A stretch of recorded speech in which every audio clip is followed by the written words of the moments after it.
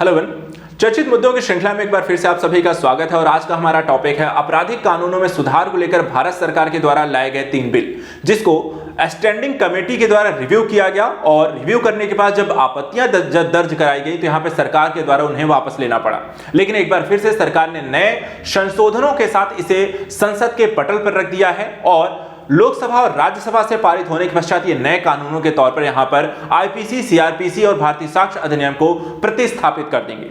आज हम यहां पर इसी मुद्दे का विश्लेषण करेंगे, एक एक करके यहां पर तीनों बिल का विश्लेषण करेंगे, जिसकी कड़ी में आज का हमारा जो वीडियो है आईपीसी की जगह पर लाए गए बीएनएस की दूसरा यहां पे जो ड्राफ्ट है जिसे संसद के पटल पर रखा गया है, इसमें मूल अंतर क्या है, समझेंगे आईपीसी क्या होती है, उसके तहत क्या क्या प्रावधान किए गए थे और बीएनएस जो लेकर आए गए उसमें किस तरीके के परिवर्तन इसमें आपको शामिल है। चलिए किसका यहां पर विश्लेषण करते हैं। इसमें सबसे पहले हम भारतीय जो आईपीसी है, भारतीय जो दंड संहिता है, उसके बारे में यहां पे थोड़ा समझते हैं। वो क्या था, उसमें क्या क्या चीजें शामिल थी, उसके तहत किस तरीके के मामले देखे जाते थे और उसके बाद फिर हम बीएनएस को देखेंगे।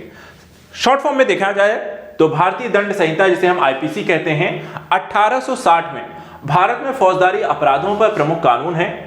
इसके तहत आने वाले अपराधों में निम्नलिखित को प्रभावित करने वाले अपराध यहां पे शामिल किए गए हैं। कौन कौन से अपराध हैं, जैसे कि मानव शरीर पर किया गया किसी तरीके का हमला या मानव की गई हत्या, संपत्ति की जबरन वसूली करना या फिर उनकी चोरी करना, पैसे हो गए, गहने हो गए, जेवर हो गए इत्यादि को लेकर के, सार्वजनिक व्यवस्था संबंधित मुद्दे जैसे कि कोई गैर कानूनी सभा करना जिसकी अनुमति ना हो या फिर यहां पर इकट्ठा होकर दंगे इत्यादि करना, सार्वजनिक स्वास्थ्य, सुरक्षा, शालीनता, नैतिकता और धर्म से संबंधित मुद्दे भी इसमें शामिल हैं।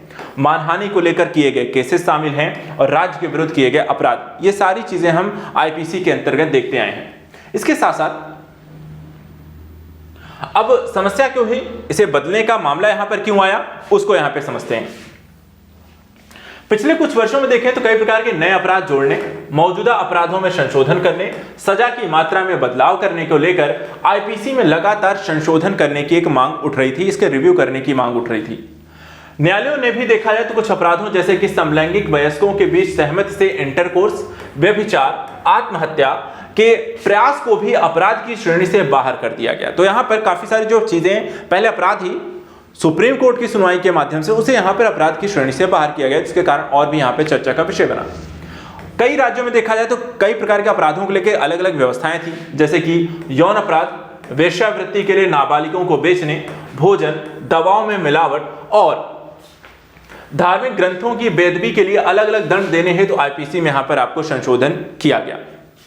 इसके अलावा विधि आयोग की रिपोर्ट्स में भी कई तरीके के बदलावों की बात की गई थी, जिसमें महिलाओं के साथ होने वाले अपराधों, खाद्य पदार्थों में मिलावट, मृत्यु दंड सहित विषयों में आईपीसी में संशोधन के सुझाव लगातार दिए गए। इन्हीं सारी चीजों को देखते हुए आईपीसी के स्थान पर भारतीय न्याय संहिता यानी कि बीएनएस को 11 अगस्त को पेश किया गया था। लेकिन गृह मामलों से संबंधित यहां पर जब स्टैंडिंग कमेटी के पास यह ड्राफ्ट पहुंचता है, उनके द्वारा रिव्यू किया जाता है और समीक्षा की गई, तो वहां पर बताया गया कि इसमें काफी सारी आपको कमियां हैं और इन्हें यहां पे दूर करने की जरूरत है और उसमें बदलाव लाने की जरूरत है। इसके लिए इसके बाद भारतीय न्याय संहिता की दूसरी जो बिल है, या जिसे हम कहेंगे भारतीय न्याय दूसरी संहिता 2023 बीएनएस 2 को 12 दिसंबर 2023 को देखा जाए तो संसद के पटल पर रखा गया है और इसके पहले बीएनएस को वापस ले लिया गया है और इसमें स्टैंडिंग कमेटी के सुझावों को भी यहां पर आपको शामिल किया गया है। तो ये पूरा मामला है जिसके तहत हमने यहां पर अब हम चर्चा करेंगे जो बीएनएस 2 के यहां पर लेकर आया गया है वो क्या है, उसमें किस तरीके के बदलाव आपको शामिल हैं। तो चलिए एक एक करके इनका रिव्यू करते हैं। क्या है इस बिल की मुख्य विशेषताएं। सबसे पहले देखिए बीएनएस 2 के तहत जो मुख्य बदलाव किए गए हैं, जैसे कि शरीर के खिलाफ अपराध, ये पहला एक पॉइंट यहां पे समझने का प्रयास करिएगा। शरीर के खिलाफ अपराध को लेकर के क्या प्रावधान है। आईपीसी देखा जाए तो हत्या, आत्महत्या के लिए उकसाना, हमला करना, गंभीर चोट पहुंचाना जैसे कृत्यों को यहां पर अपराध मानता है। वहीं बीएनएस 2 के हम इन्हीं प्रावधानों को देखें तो इसे बरकरार रखा गया है।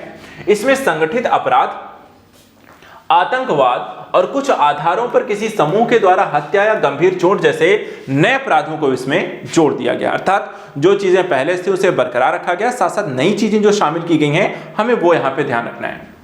इसी तरह दूसरा मुद्दा, महिलाओं के खिलाफ यौन अपराध का मामला, इसको लेकर के क्या क्या प्रावधान इस बिल में किए गए हैं। आईपीसी ने बलात्कार, ताक झांक, पीछा करना, किसी महिला के शील को भंग करने जैसे कृत्यों को अपराध यहां पर मानता है। बीएनएस 2 में देखें तो इन प्रावधानों को बरकरार रखा गया है और साथ ही साथ देखा जाए तो यह सामूहिक बलात्कार के मामले में पीड़िता को वयस्क के रूप में वर्गीकृत करने की सीमा को 16 से बढ़ाकर 18 वर्ष यहां पर करता है।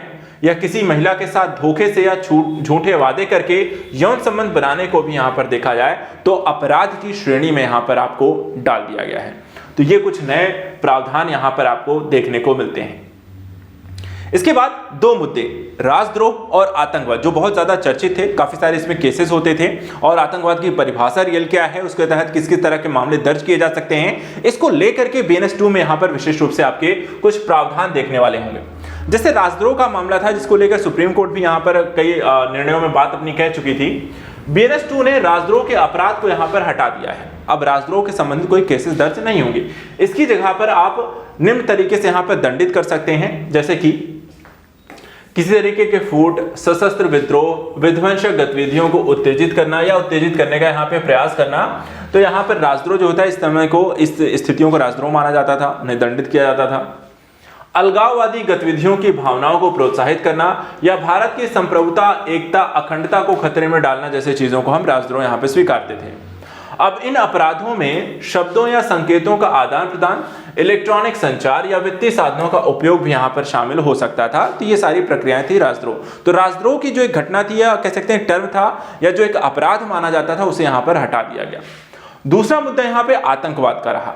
आतंकवाद में देखें तो वह कृत्य शामिल है जिसका उद्देश्य आपको निम्नलिखित है, जैसे देश की एकता, अखंडता, सुरक्षा, आर्थिक सुरक्षा इत्यादि को खतरे में डालना। भारत में देखा जाए तो लोगों के किसी भी वर्ग में आतंक पैदा करना भी इसमें आपको शामिल है। आतंकवाद का प्रयास करने या आतंकवाद करने के लिए सजा में कई चीजों या निम्नलिखित चीजों को इसमें शामिल कर दिया गया, जैसे कि मौत या आजीवन कारावास, जुर्माना अगर इसके परिणाम स्वरूप किसी व्यक्ति की मृत्यु हो जाती है, या 5 साल से लेकर आजीवन कारावास और जुर्माने की सजा यहां पर आपको आतंकवादी कृत्यों के संदर्भ में इसमें लगाए जाएंगे। इसी तरह संगठित अपराध, मॉब लिंचिंग और सर्वोच्च न्यायालय कुछ फैसलों को भी देखा जाए तो इसमें यहां पर आपको शामिल कर लिया गया है बीएनएस 2 के संदर्भ में। जैसे संगठित अपराध की क्या परिभाषा यहां पर है, जैसे कि संगठित अपराध में अपहरण, जबरन वसूली, कॉन्ट्रैक्ट पर हत्या, जमीन पर कब्जा, वित्तीय घोटाले और अपराध सिंडिकेट की ओर से किए गए साइबर अपराध जैसे अपराध इसमें शामिल होते हैं। ये सारे के सारे जो अपराध हैं वो कैसे अपराध हैं? संगठित अपराध हैं। और संगठित अपराध करने या उसका प्रयास करने पर आपको किस तरीके के दंड दिए जाएंगे, तो यहां पर देखें, अगर इसके परिणाम स्वरूप किसी व्यक्ति की मृत्यु हो जाती है तो मौत या आजीवन कारावास और 10 लाख तक का जुर्माने का प्रावधान होगा, या फिर 5 साल से लेकर आजीवन कारावास और कम से कम 5 लाख रुपए का जुर्माने के सजा के प्रावधान इसमें किए गए हैं। इसी तरह मॉब लिंचिंग को लेकर भी यहां पे जो प्रावधान बीएनएस 2 में किए गए हैं कि बीएनएस 2 निर्दिष्ट अपराधों आधारों पर 5 या अधिक लोगों के द्वारा की गई हत्या या गंभीर चोट को अपराध के रूप में यहां पर जोड़ देता है। अर्थात इसे 5 या उससे ज्यादा लोग मिलकर किसी के यहां पे हत्या कर रहे हैं, उसे मॉब लिंचिंग कहा जाएगा।